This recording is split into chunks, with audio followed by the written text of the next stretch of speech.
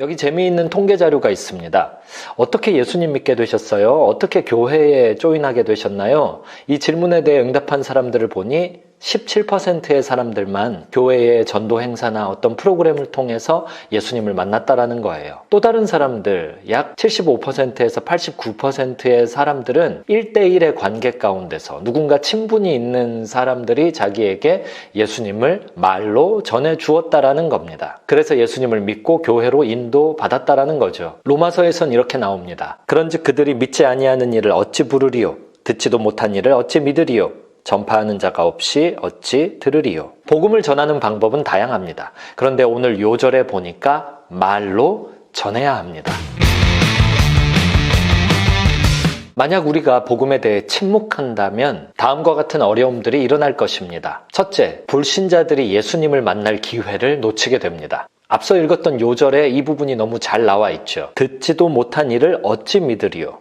전파하는 자가 없이 어찌 들으리요? 누군가 가서 복음을 말해주지 않는다면, 예수님이 당신의 길과 진리와 생명 되신다고, 그분이 구원자라고 말해주지 않는다면 어떻게 믿겠냐라는 겁니다. 만약 우리가 복음에 대해 침묵한다면 불신자에게 예수님을 만날 기회를 빼앗는 꼴이 되고 말 것입니다. 왜 옛말에 그러잖아요. 개구리 올챙이적 생각 못한다고요. 우리 크리스찬, 나의 인생을 한번 돌아보자고요.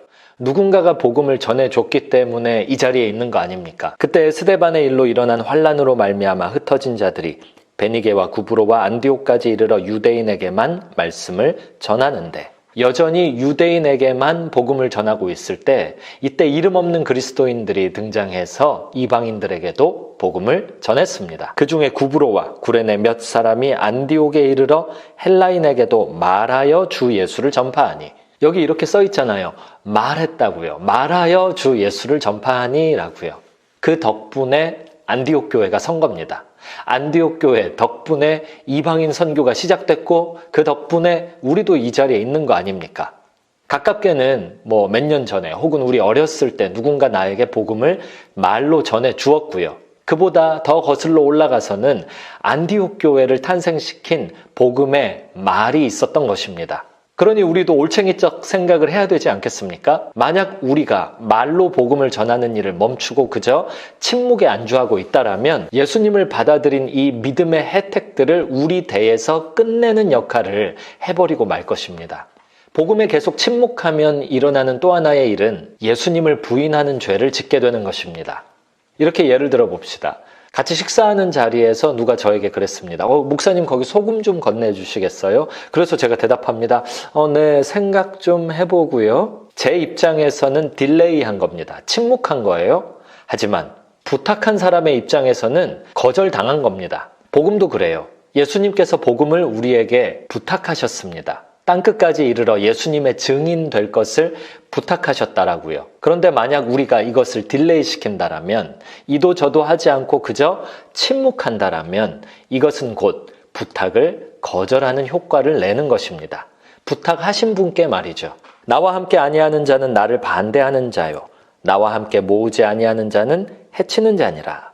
아무것도 하지 않는 것은 반대하는 것입니다. 복음에 대해 침묵하는 것은 복음을 부탁하신 분에게 부탁을 거절하는 것이나 마찬가지입니다. 복음에 침묵할 때 일어나는 또 하나의 일은 복음 진리에 반대되는 온갖 종류의 거짓말을 용납하는 것입니다. 이제 내가 사람들에게 좋게 하랴, 하나님께 좋게 하랴, 사람들에게 기쁨을 구하랴. 내가 지금까지 사람들의 기쁨을 구하였다면 그리스도의 종이 아니니라. 형제들아, 내가 너희에게 알게 하노니 내가 전한 복음은 사람의 뜻을 따라 된 것이 아니니라. 이는 내가 사람에게서 받은 것도 아니요 배운 것도 아니요 오직 예수 그리스도의 계시로 말미암은 것이라. 예수님은 진리입니다. 예수님이 진실이라고요. 만약 우리가 예수님을 전하지 않는다라면 이에 반대되는 온갖 종류의 거짓말들을 그저 용인하는 꼴이 되고 맙니다. 사람들을 좋게 하겠습니까? 하나님을 좋게 하겠습니까? 우리는 영적 전쟁 가운데 들어와 있습니다. 공중 권세 잡은 자 마귀와 그 졸개들은 별명이 있어요. 거짓의 아비입니다. 거짓말 전문가들이라고요. 어떻게 해서든지 사람들의 마음을 혼미하게 만들어서 진리 되신 예수 그리스도께 집중 못하게 하는 게 공중 권세 잡은 자들의 역할입니다. 거짓말은 너무 많아서 일일이 대처할 수 없어요. 그 대신에 하나의 진리를 붙들게 하면 어떤 종류의 현재의 거짓말이든 잠정적 거짓말들이든 다 헤쳐나가며 이길 수가 있습니다. 만약 우리가 진리 되신 분 예수 그리스도의 이름을 말로 전하지 않는다라면 온갖 종류의 거짓말들을 그저 묵인하는 것이나 다르지 않습니다.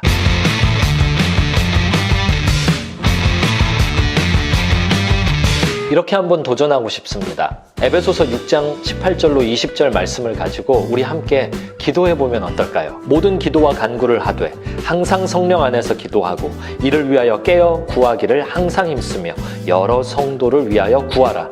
또 나를 위하여 구할 것은 내게 말씀을 주사 나로 입을 열어 복음의 비밀을 담대히 알리게 하옵소서 할 것이니 이 일을 위하여 내가 쇠사슬에 매인 사신이 된 것은 나로 이 일에 당연히 할 말을 담대히 하게 하려 하심이라.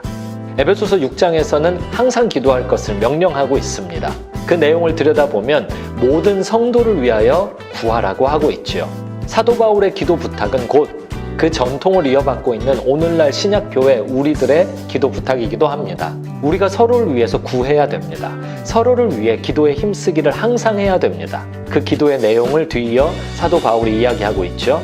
첫째, 내게 말씀을 달라는 기도 내용입니다. 복음을 주세요. 나한테 복음이 없는데. 말씀을 주세요. 나한테 말씀이 없는데. 그러면 줄 수 없을 것 아닙니까?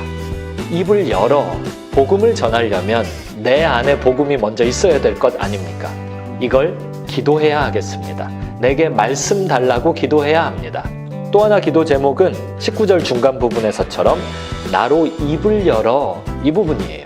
다시 말해 침묵을 깨게 하소서입니다. 그냥 놔두면 우리는 입을 다문 상태인 것을 이 말씀을 통해 또 알 수 있죠.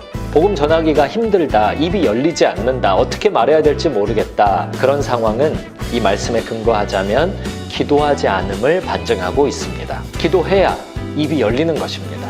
입을 열게 해달라고 우리는 기도해야겠습니다.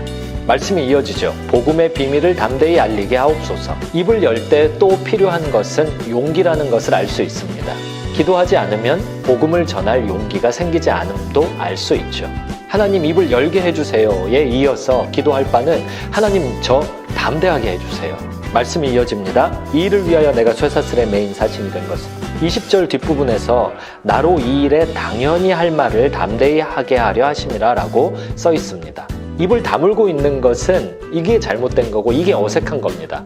입을 열어서 복음을 담대히 전하는 게 당연히 해야 되는 일이죠. 우리는 당연히 해야 되는 일을 하기 힘들어하는 죄인들 아닙니까? 학생은 공부를 당연히 해야 되지만 공부하기를 힘들어하고 저 같은 한 집의 가장 아빠는 가족을 먹여 살리는 일을 당연히 해야 되지만 그 일을 하기 힘들어하고 어떤 일이든지 죄인들의 특징 중 하나가 당연히 해야 되는 일을 하기 힘들어하는 거예요. 입을 다물지 않고 열어서 복음의 비밀을 담대히 증거하는 일이 당연히 해야 되는 일인데 그럼에도 불구하고 우리는 하지 못하고 있습니다. 그러니 기도해야 됩니다. 당연히 해야 되는 일을 할 수 있게 만드는 것은 기도의 능력입니다. 아찔합니다. 만약 저 어렸을 때 주일학교 선생님이 교회 안 나가겠다고 하는 저를 집까지 쫓아와서 예수님 믿으라고 예수님이 너의 구원자시고 그렇게 닥달해주지 않으셨다라면 오늘날 저는 없었을 겁니다. 그리고 중간중간에 주일학교 때도 청년부 시절에도 교회에서 계속 방황하면서 어떻게 해서든지 신앙에서 이탈하려고 할 때마다 누군가가 저에게 복음을 전해 주었습니다. 이제 제 차례가 된 거죠. 입을 열어야 되는 것이죠. 우리들 주변에 하나님께서 오늘도 많은 영혼들을 보내주셨습니다. 만나는 사람들마다 우리 함께 기도하며 담대히 복음의 비밀을 입을 열어 침묵을 깨고 전하는 시간이 되시기를 축복합니다.